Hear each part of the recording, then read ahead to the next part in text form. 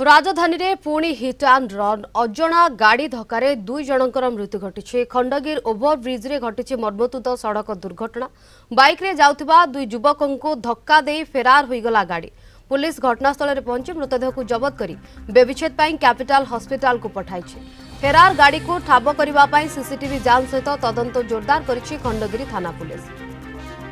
श्रीधर आचार्य Bhubaneswar reporter आम सहित अधिक सूचना फोनलाइन जोगे जोड़ी होती। श्रीधर पुणी थे हिट एंड रन घटना सामना को आसुछि। गतकाली जो घटना घटी दिन तमाम चर्चार केन्द्रबिंदु पलटि आज पुणी दुई जनकर जीवन जाइए हिट एंड रन पूरा घटना कौन श्रीधर?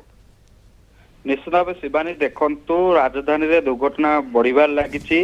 गतकाली विलंबित राति रे दुई जन सांग बाइक जोगे घर को फेरी समय खंडगिरी ओभरब्रिज उपर दुर्घटना घटी।